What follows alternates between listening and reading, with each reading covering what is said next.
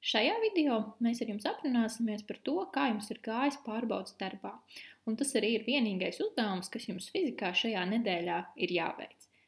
Tātad noskatieties video, apskatieties savas kļūdas un ņemiet tās vērā turpmākajos pārbaudes darbos. Pirmais uzdevums bija noteikt parādības, kuras var izskaidrot ar inerci. Kādas tieši parādības jums bija dotas, tas katram varēja būt arī atšķirīgs, bet kopīgs bija tas, ka visos variantos divas no šīm varēja izskaidrot ar inerci un viena no šīm parādībām nevarēja izskaidrot ar inerci. Piemēram, šajā gadījumā liels kuģis peld ūdeni un negrims, tad tas būs saistīts ar Arhimēda spēku, nevis inerci.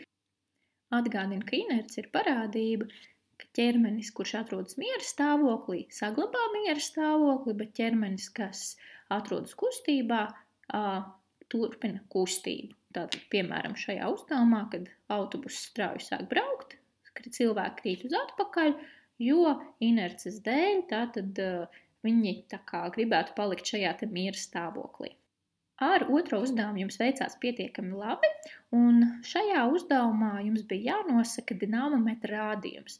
Vienīgais, kas sagādāja grūtības, bija tas, ka ir jāpievērš uzmanība, kāda ir mērvienība. Daudz no jums, piemēram, uzrakstīja, ka šajā pirmajā gadījumā ir 3 ņūtoni.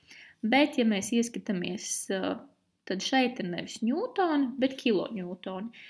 Es saprotu, ka šeit varbūt tas zīmējums ir ļoti maziņš un varbūt kāds tāpēc nepamanīja, bet daudz no jums pamanīja tā kā maleči. Trešais uzdevums bija tāds, kur jums bija jāsalīdzina 2 jēdzieni – svars un masa, un jāpaskaidro, ar ko tie atšķiras. Un, protams, es redzēju, ka daudz no jums bija atraduši Wikipēdijā definīciju vai mācību grāmatā atraduši definīciju. Bet tas, kas bija svarīgi, ka šeit vajadzēja izskaidrot, izmantojot konkrētu piemēru. Tātad, ja jūs man atradāt tikai definīciju, ka svars ir tas un tas, vai masa ir tas un tas, tad par to bija 1 punkts, bet ja jūs to iesaistījāt kādā konkrētā piemērā, tad par to bija 2 punkti. Tad kāds tas piemērs varētu būt? Piemērs varētu būt tāds, ka mana masa ir 70 kg, bet mans svars ir 700 ņūtoni, jo masa ir tas, kas raksturo šo ķermeni, bet svars ir tas, kas raksturo, kā šis ķermenis spiež uz kādu virsmu vai nostiep piekari. Tātad svars ir spēks, masa ir šis ķermeņa kaut kāds raksturlielums. Un tātad masa ir kilogrami, bet svars ir kā spēks, tātad ņūtoni. Daudz no jums pieminēja arī piemēru par to, ka masa nemainās dažādās situācijās. Tātad, ja masa ir 70 kg, tad šī masa gan braucot liftā, gan krītot lejā, gan aizbraucot uz mēnesi, šie masa nemainās. Bet svars šajās situācijās var būt atšķirīgs. Tātad uz Zemes tie, piemēram, ir 700 ņūtoni, uz mēnesi daudz mazāk, jo tur ir mazāks gravitācijas spēks, līdz ar to mēnesis mazāk pievilks šos 70 kg, un līdz ar to ar mazāku spēku šie 70 kg spiedīs uz virsmas. Tas, kur es varbūt jums rakstīju arī, kur bija tā neprecizitāte, ka daudz no jums vēl ielietoja pa vidu vēl vienu vārdu smagums, bet smagums tas atkal ir kaut kas cits, tas ir smaguma spēks. Tā kā šeit bija jāielieto tikai vārdi svars un masa. 4. uzdevums bija tāds, ka dažiem gadījās vienkāršāks jautājums un dažiem gadījās sarežģītāks jautājums. Vienkāršāks jautājums varēja būt šāds, ka ja Saules masa izrādītos 7 reizes mazāka, tad Saule Zeme pievilktu ar 7 reizes mazāku spēku, jo mazāka masa, jo mazāks šis gravitācijas spēks. Bet sarežģītāks gadījums bija tiem, kam gadījās nevis par masu, bet par to, kas notiek, ja šos ķermeņus pieliek tuvāk vai tālāk. Lielākā daļa no jums saprata, ka ja mēs pieliksim tuvāk, tad acīm redzot gravitācijas spēks palielināsies. Tātad, jo tuvāk atrodas šie ķermeņi, jo gravitācijas spēks būs lielāks. Tātad, ja mēs pieliktu Marsu 3 reizes tuvāk Saulei, tad Saule pievilktu Marsu ar lielāku spēku. Bet jautājums ir, cik reizes lielāku? Un tad daudz no jums gribēja rakstīt tāpat 3 reizes lielāku. Un šis tiešām es piekrītu, ka šis bija tāds grūtāks jautājums, jo te varbūt varējāt arī pameklēt kādu papildus informāciju un atrast to, ka ja mums būtu formula jāuzraksta gravitācijas spēkam, tad tajā formulā šis te attālums ir kvadrātā.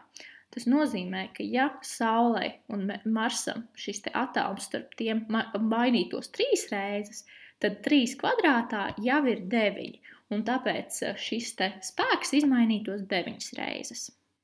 5. uzdevums bija par Zemes pievilkšanas spēku, un šis uzdevums bija salīdzinoši vienkārši. Jums bija jāzina to, ka Zemes pievilkšanas spēku var aprēķināt masu sareizinot ar brīvās krišanas pātrinājumu.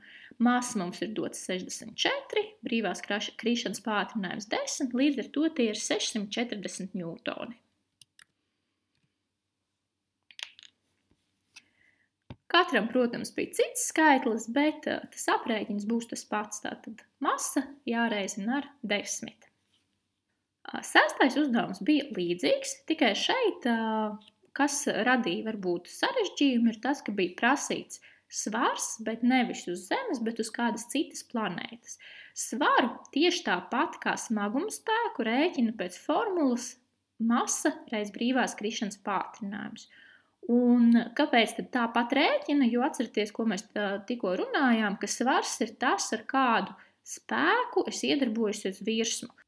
Un kāpēc tad iedarbojos uz virsmu? Jo šim te ķermenim piemīt kaut kāds smaguma spēks. Un tad līdz ar to tas, kas šeit būtu jāzina, ka svars, tātad tie būs ņūtoni. Tām pievērsiet uzmanību, daži no jums rakstīja svaru kilogramos, bet mēs jau izrunājam par to, ka ņūtoni ir svars, masa ir kilogrami, tātad masa ir 2 kilogrami, un tie ir vienalga uz kuras planētas, tie ir 2 kilogrami vienmēr, bet, ja mēs viņu tagad noliksim šos 2 kilogramus uz dažādām planētām, tad būs atšķirīgs svars, un to aprēķina šos 2 kilogramus pareizinot ar brīvās krišanas pātrinājumu. Un šeit jums ir tabuliņa, kurā var atrast šo brīvās krišanas pātrinājumu, un, piemēram, urānam tas ir 7,8. Līdz ar to 2 jāreizina ar 7,8.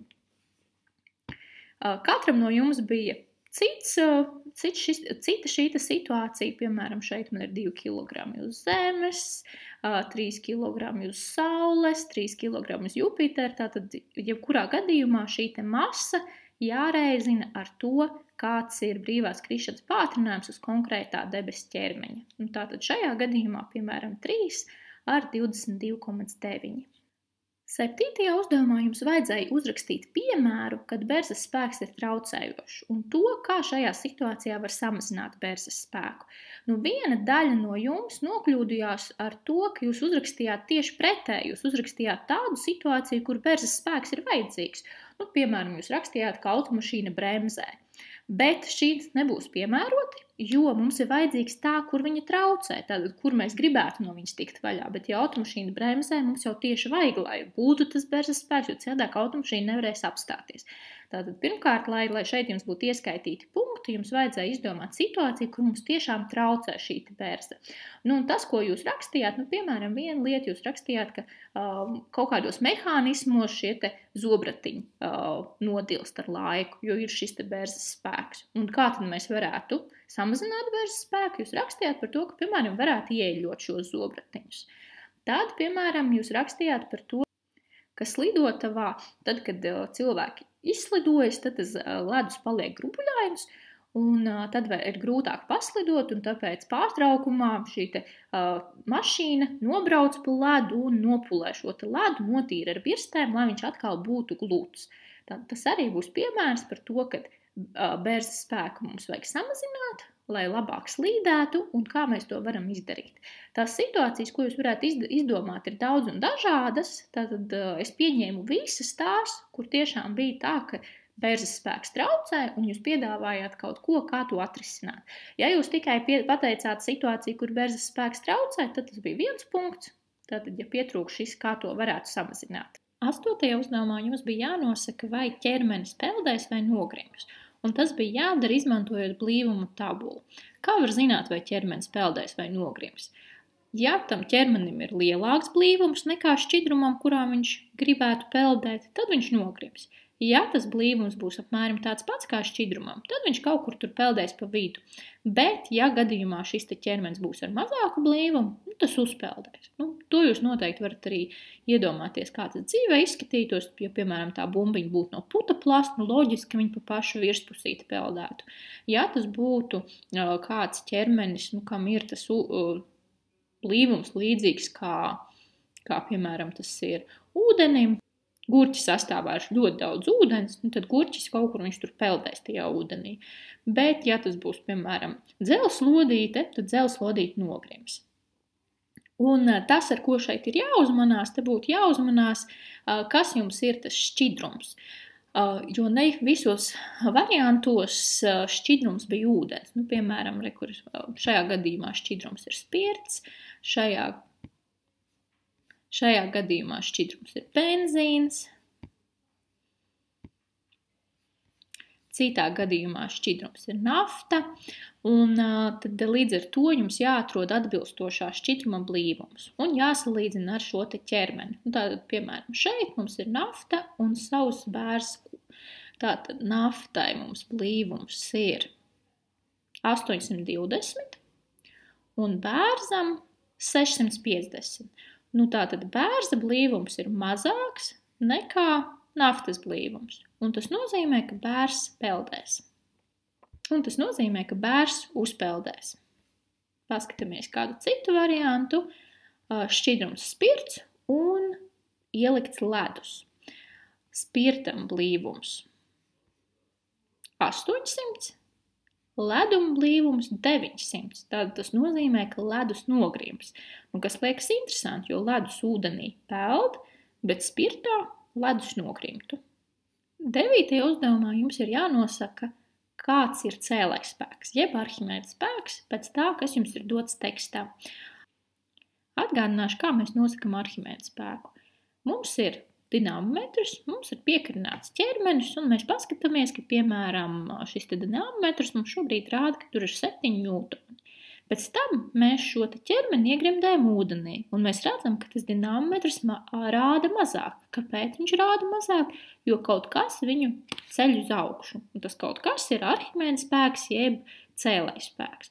Un ja jau sākumā bija 7 un tagad 4, tas nozīmē, ka atšķirība ir pat 3 ņūtoniem. Tātad 3 ņūtoni ir tie, ar ko ūdens ceļ uz augšu. Un šeit tas pats, tikai nevis zīmējumā, bet jāapskatās tekstā. Tātad, ja mums ir 5,4 ņūtoni un ieliekam šķidrumā un rāda 3 ņūtonus, tas nozīmē, ka 2,4 ņūtoni ir tas cēlais spēks, kas darbojas uz šo te ķermeni. 10. uzdevums bija laikam visgrūtākais, jo šeit salīdzinoši bija visvairāk kļūdu. Un šis bija aprēķina uzdevums, kur jums bija jāatbild uz dažādiem jautājumiem.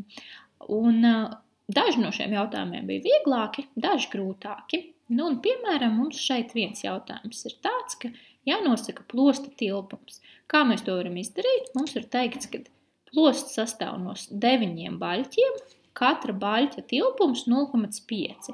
Ja jau katram ir 0,5, tad kopējais tilpums mums būs 0,5 jāreizina ar 9. Un tātad tas ir 4,5 kubikmetri. Un jums bija jāieraksta šeit 4,5. Protams, citā variantā atkal būs citi skaitļi, bet princips tas pats. Tad nākamais jautājums, cik svar plosts? Tātad atkal atgādinu. Svar, tātad tas mums ir ņūtonos. Un šeit jau pareizi parādīt, jums mērvienība ir jāieraksta tikai skaitlis. Dažus uzdevumus iepriekš mēs ar jums runājām, ka svars tātad ir masa reiz brīvās krišanas pātrinājums. Paskatījāmies, kas mums ir dotajos. Mēs redzam, ka nekur it kā nekas par masu nav teikts plostam, bet mums ir teikts, kas ir koksnes blīvums. Koksnes blīvums ir 400 kg uz 1 kubikmetru. Ja jau uz 1 kubikmetru ir 400 kg, un mēs zinām, ka plostam ir 4,5 kubikmetri, tad mēs vispirms varam aprēķināt masu. Masa kokam mums būs 400 jāpareizina ar 4,5. Un tas ir 1800 kg. Tātad masa plostam ir 1800, bet mums ir prasīts svars. Tātad 1800 mums ir jāpareizina ar 10. Un tas ir 18,000 ņūtonu. Ierakstam šeit 18,000. Tad mums nākamais ir jautājums, cik liels ir Arhimēda spēks, ja mēs tagad šo te plostu iegremdēsim ūdenī. Un šeit mums vajag Arhimēda spēku formulu. Arhimēda spēku formula mums ir blīvums šķidrumam reiz tilpums ķermenim reiz brīvās krišanas pātrinājums. Ja jums formulā ir cita secība burtiem, tas neko nemaina, jo reizinājumā mēs šos te locekļus varam mainīt vietā. Kas mums ir zināms? Mums ir zināms, ka šķidrums ir ūdens, kam blīvums ir 1000 kg/m3. Mēs zinām, ka tilpums plostam ir 4,5, jo to mēs sarēķinājām. Un mēs zinām, ka brīvās krišanas pātrinājums ir 10.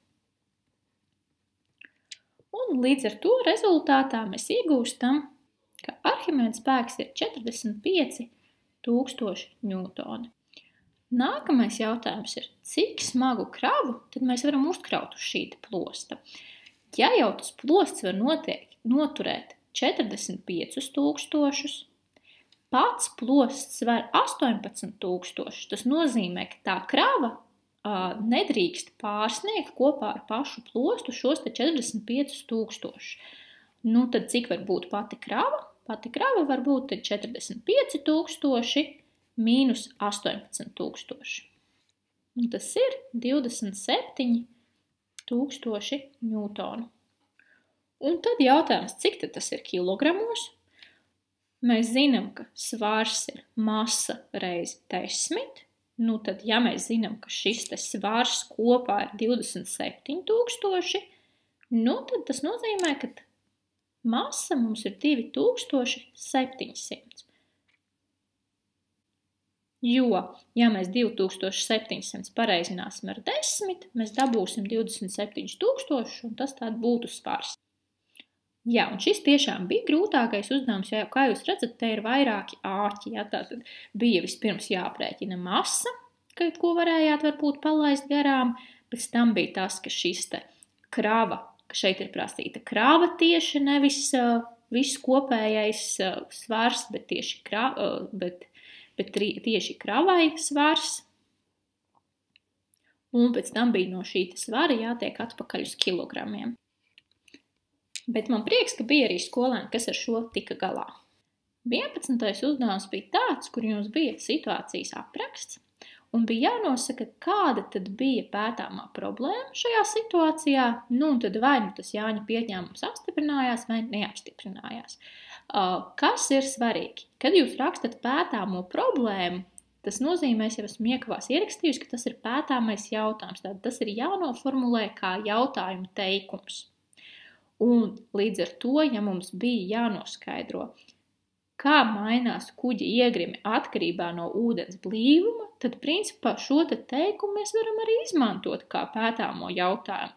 Kā mainās kuģa iegrimi atkarībā no ūdens blīvuma? Varēja arī formulēt citādāk to jautājumu, piemēram, kā mainās kuģa iegrime palielinoties šķidruma blīvumam, kā mainās kuģa iegribe samazinoties ūdens blīvumam. Daži no jums rakstīja, vai mainās kuģa iegrime. Tas man nepārāk patīk šis jautājums, vai, jo tur būtu atbildi, jā, mainās, nē, nemainās, bet mums jau droši vien interesē, kā tieši, vai palielinās, vai samazinās, nevis tikai jā vai nē. Tālāk skatāmies, kas mums bija Jāņa formulētais pieņēmums. Pieņēmums bija, ja palielinās ūdens blīvums, tad samazinās iegrime. Un tad mums ir jāpārbauda, kā tad tur īsti ir. Un skatāmies, kāda bija viņa rezultāti. Viņa rezultāti bija, ka Nāves jūras ūdenī kastītes iegrumums bija 10 centimetri. Pēc tam ievietoja upes ūdenī, un tur iegrime bija 11. Tātad tas nozīmē mazāks ūdens blīvums gadījumā iegrime 11 cm, lielāku ūdens blīvumu gadījumā iegrime 10. Un paskatāmies vēlreiz uz pieņēmumu.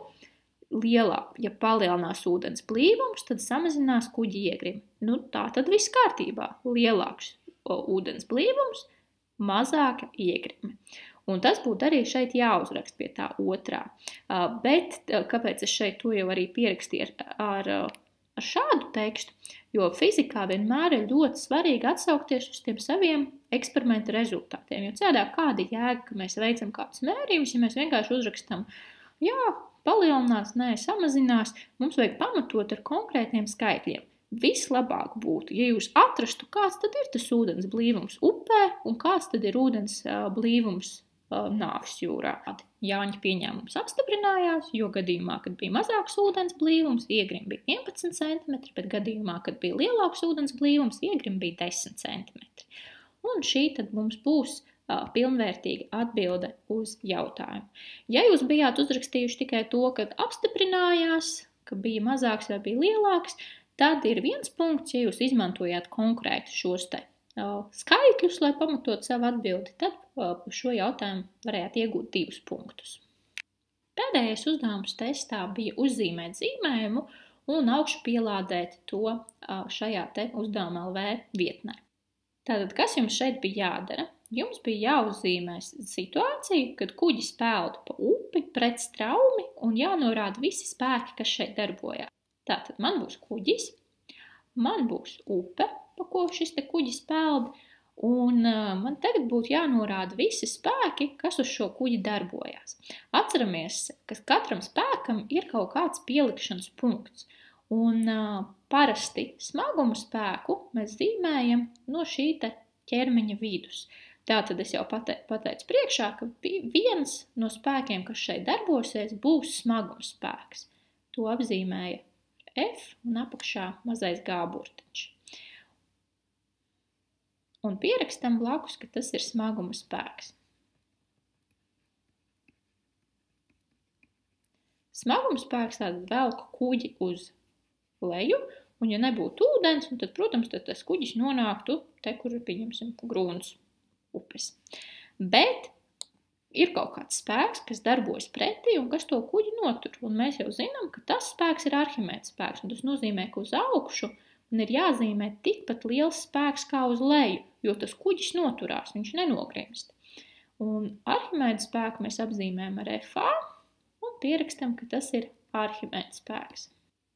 Varētu rakstīt arī cēlēja spēks. Tālāk nākamā lieta. Mums kuģis kaut kur brauc. Mums jāizvēlas, kurā virzienā šis kuģis brauc. Pieņemsim, ka kuģis brauc šajā virzienā.